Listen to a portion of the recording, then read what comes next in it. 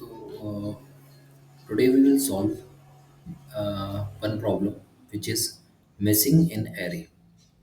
So, what's that problem is? Given an array ARR of size n minus 1, it's not n minus 1, that contains distinct integers in the range of 1 to n inclusive. So, means the range is 1 to n. Okay, and we have array size n minus 1, so 1 will be missing from the range 1 to n. Find the missing element. The array is a permutation of size n with one element missing. Return the missing element. So we have given the array permutation of 1 to n where one element is missing. Okay, so example here, n equal to 5 means 1 to 5, and out of that one element is missing. So array size is n minus 1, which is 4. So 4 is the size, and so element should be 1 to 5, 1 2 3 4 5. So 4 is missing here, so we should return 4 here because answer is 4.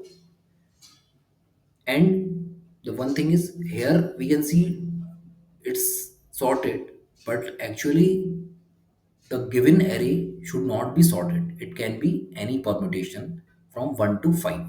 We have to give, we have to return the missing element. Here also n equal to 2, so v is 1 to 2, but array size is n minus 1, which is 1. So here 2 is missing, so we will give 2. An expected time complexity is order of n, and auxiliary space order of n. Means we should not take any space for doing this operation, and the expected time complexity will be linear. So this is a very interesting problem because I will tell you, wow, because if you will try to do with any other solution, suppose what we can do, we can try, we have one brute force approach will be like we can make one array or hash map to store each and every element from 1 to n, and we will we will start from zeroth index of array, and we'll check whatever the element is, we will mark our hash map 1 or array to 1. So whatever the element is missing, we can again check for that hash map or array, and we can see, okay, that element is missing. But here the time space complexity will be order of n, so that we should ignore.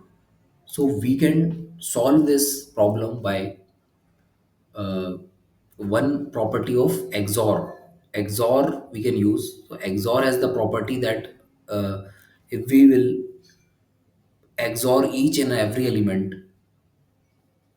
with the same element, it will give 0. Suppose we will XOR 1 with 1, so it will give 0.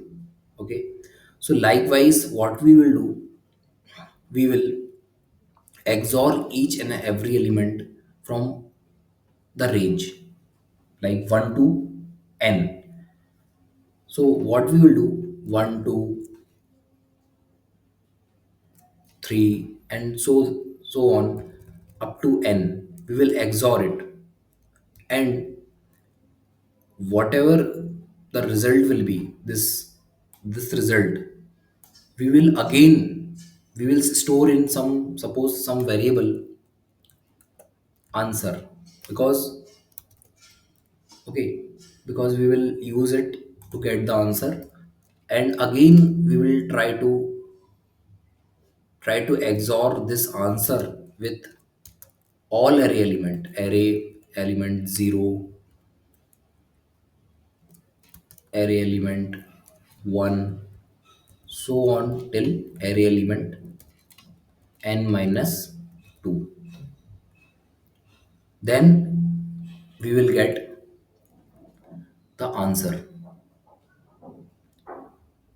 Okay, because suppose, for example, 1 1 XOR 2 XOR 3 XOR 4 is, suppose 4 is missing, so we will write 5 till n. Okay, and again we will XOR 1 XOR 2 XOR 3 XOR 4 till n. Then all the same element will become neutral, and this 4 will left. So that will be our answer. So we will solve that way. This is very interesting problem. So let's solve it.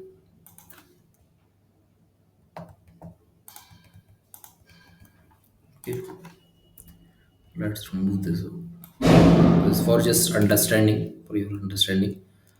So suppose we will declare answer equal to 0, and we will declare for loop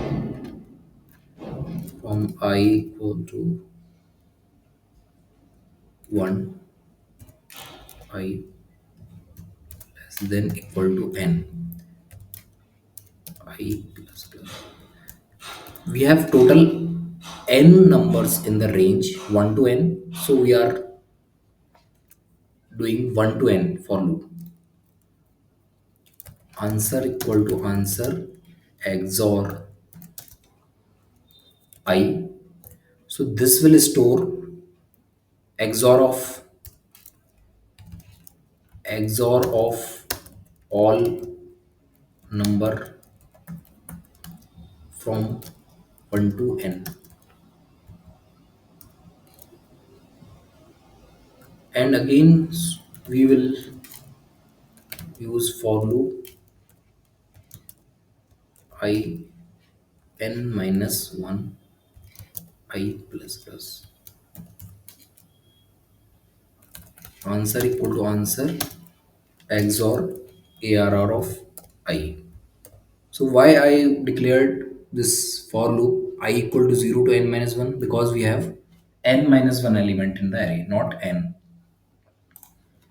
So the the answer will be stored in that answer variable, because whatever is left, this it will come in that answer. Okay, because XOR has that property that if we will XOR the same element, it will give 0, and if we will XOR 0 with any other element, that will be the element.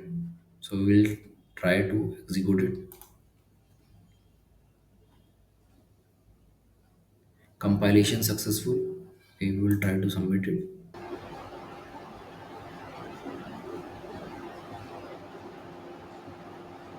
It's taking too much time, I guess. Something went. Okay, let's see.